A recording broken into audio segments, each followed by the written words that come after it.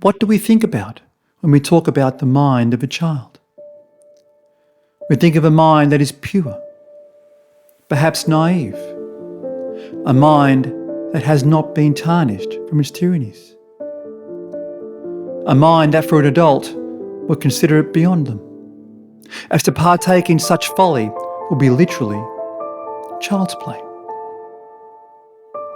Could we though consider how the mind of a child could actually benefit us as adults?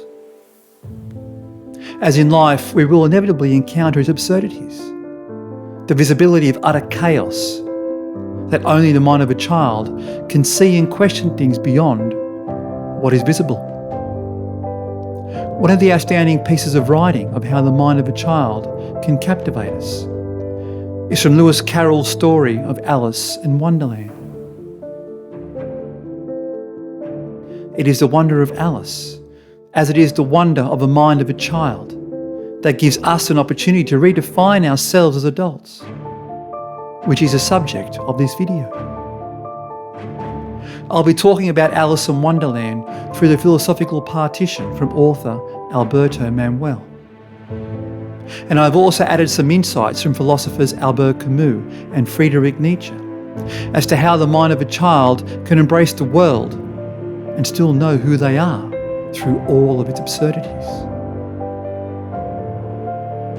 It was a story of Alice in Wonderland that has entered a universal imagination that has captivated many. It is a place that we know exists, yet we have no idea where it is. It is a place that seems hidden, as it is covered by our means of rationality, as Manguel calls a thin coat of conventional respectability.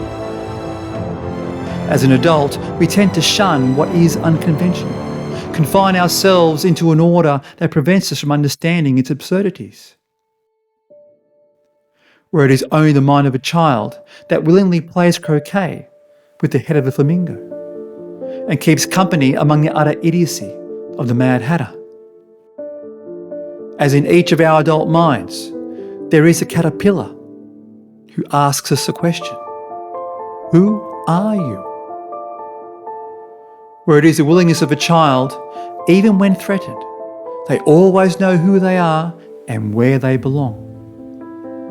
Whereas adults, among our race for survival, we tend to lose our identity, become dysfunctional and confused, quivering over impotent triviality. It is the mind of a child that will remind us of what is important, to not consider grumbling and procrastination something that adults tend to forget. It was not just Alice's determination, but her curiosity that endured her through Wonderland. And even when she was startled, she never shunned who approached her, no matter their form, forever armed with an open question. Where we will be dumbfounded by those who are poorly punctual, just as was the White Rabbit. Yet such lucidity is brought about in everyday life, something that the mind of an adult would shun, but will shine in the mind of a child. It is the mind of a child that can kindle what is absurd. For Alberto Camus, our pinnacle is when we have an attachment to life that is stronger than the ills of the world, where there is no morsel that has a will to live as strong as the mind of a child. Camus also says that among us there is a universe of jealousy, of ambition, selfishness and generosity. There is, though, a vagueness, a part of our behaviour that is not always known, as at times we define ourselves by our make-believe through our sincere impulses. Something that only the mind of a child can understand. A child such as Alice. Where for Nietzsche, the mind of a child has an innocence and forgetfulness, a new beginning, a sport, a self-propelled wheel, a first motion, a sacred yes. As the mind of a child has the trust and innocence of life that no adult can harbour, a realisation of a new beginning in every situation, a forgiveness of oneself and of others. And as we surmise, we can then understand that it is through the willingness and appreciation of a child's mind, where a child's story, such as Alice in Wonderland, allows us to become rekindled with the realisation of life's madness and absurdity, but how we can still prosper through it.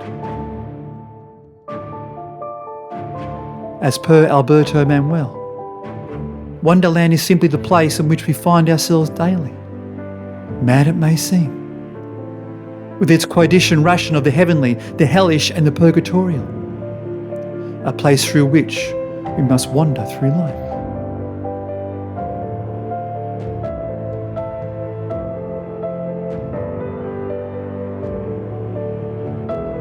Thought is a constant battle of opposites.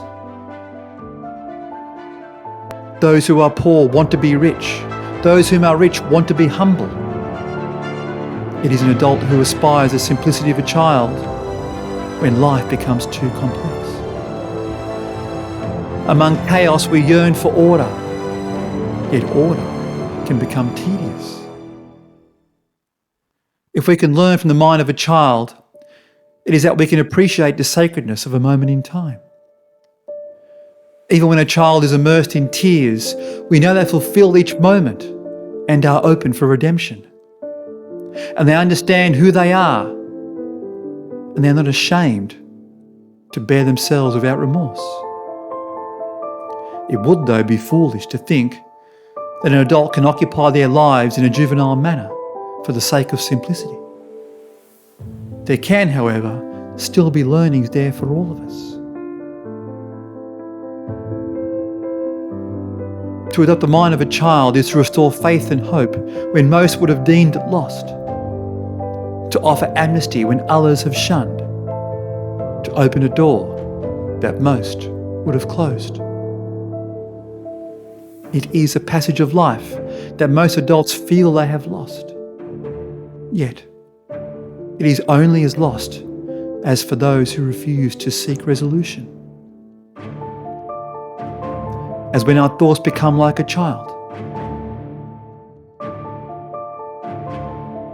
it allows us to offer a reincarnation